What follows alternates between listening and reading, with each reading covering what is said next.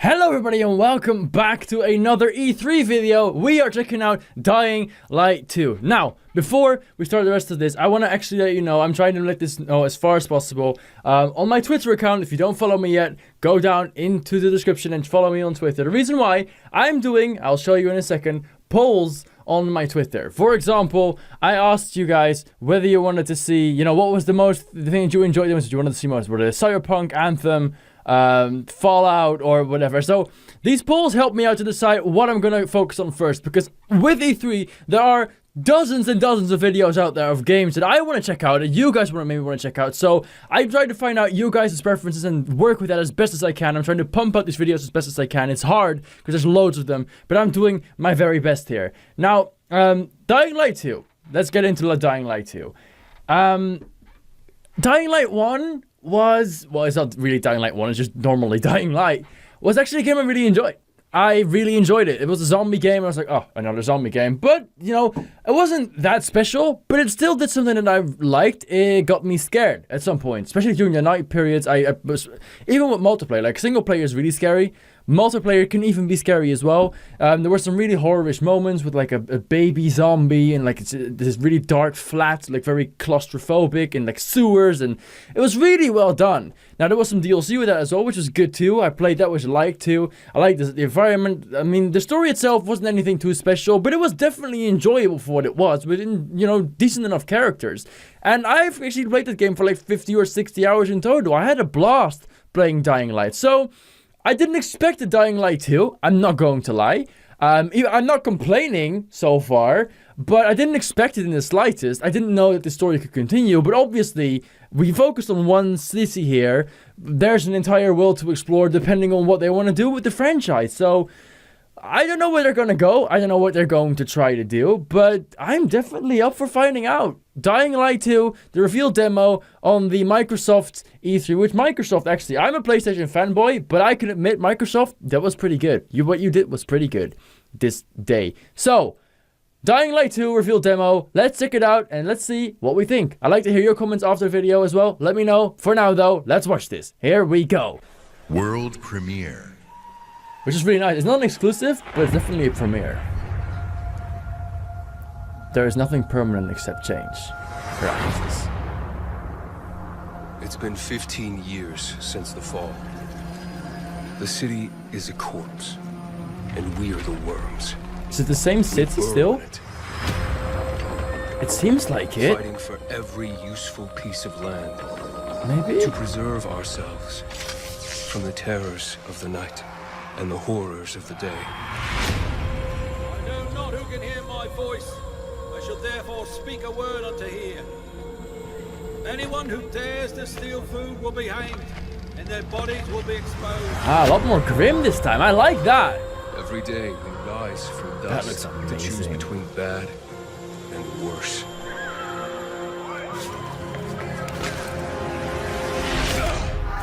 Get him! You're dead now! The combat in Dying Light wasn't too special. It did a job though.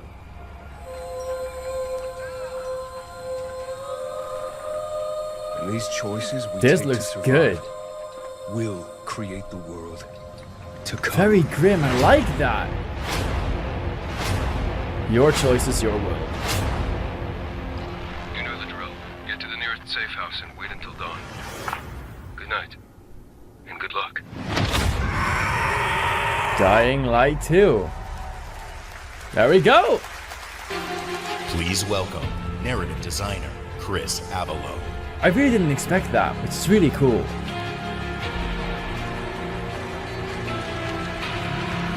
It looks a lot darker. I like that. It's really cool. That works a lot better with the zombie theme, in my personal opinion.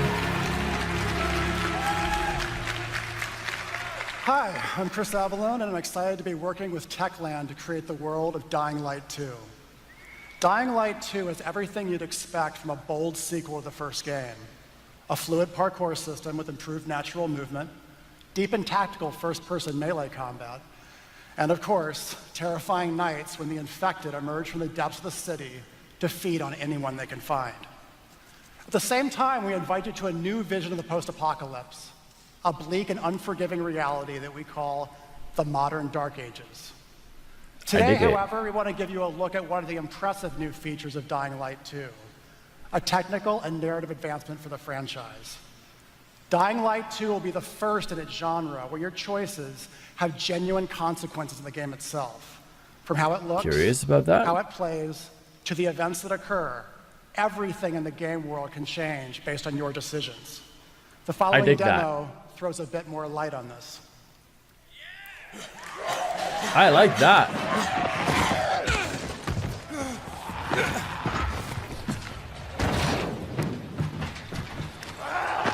I love the parkour in this. It was really good. I remember that.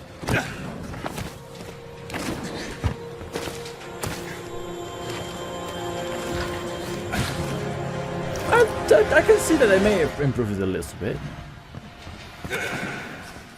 Dying Light 2 features a functioning ecosystem that reacts on multiple levels to the things you do and the choices you make. In the example we are about to show you, our protagonist undertakes a mission for the Peacekeepers, one of the many factions active in the city. Factions, good. They want you to negotiate with two survivors who are controlling and hoarding a water supply.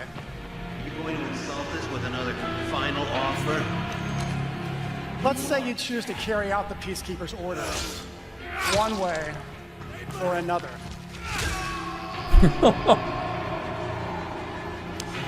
After this, you will start seeing a significant change in the city, as access to the water supply allowed the Peacekeepers to bring stability and develop the area.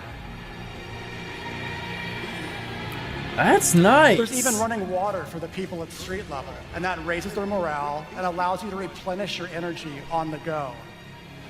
But there's a cost to this. The PKs have a rigid approach to law and order. So while the streets may be safer, it's only safer for those who side with them. So if you get on their bad side. Now let's return to that moment of choice. And instead of killing them, you choose to team up with this group to supply water on the black market. As you will see, this creates a very different set of consequences for the city. With water being a precious currency, it brings you access to new resources and trade. But this in turn attracts the worst type of people to the area. Yeah, it makes sense. And this is just a single decision, one out of hundreds you will have to make.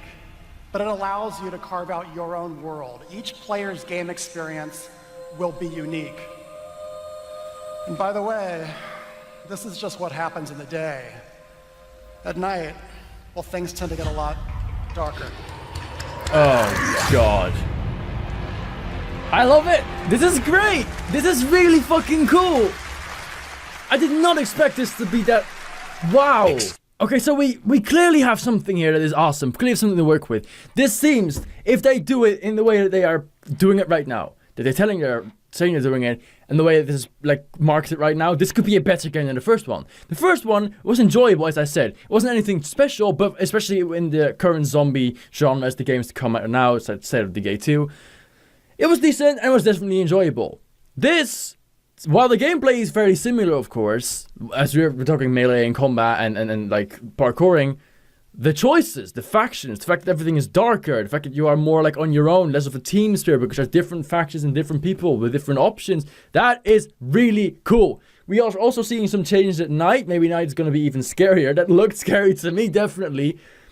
I'm down for this, man. Dying Light 2. What do you think? Let me know what you think. Are you down for this? I'm down for this. I'm definitely going to be getting this game. I want to see some more gameplay. And I'm looking at this. It was pretty far in development. So maybe we can actually look at a release at the start of next year. Maybe even the end of this year. Who knows? Definitely all is optional.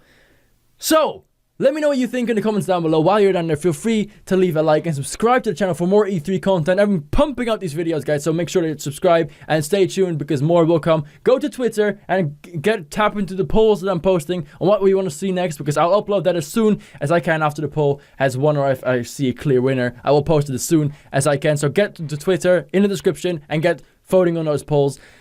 Anything else? Let me know in the comments what you want to talk about. You can go, and by the way, you can check out the donation options that are in the description as well. Just saying, you know, I'm not the one that like keeps promoting like, oh, give me money, but it's a hard time being a smaller creator. So if you do value the effort that I'm putting in this and what I'm doing here, the donation options are down in the description as well. And with that, I will leave you. Dying Light 2, this gets definitely a big okay for me. I can't wait to see more, and I want to know what you think as well. Until the next time, you can watch another video in the end screen, and then I will see you in the next one. Bye!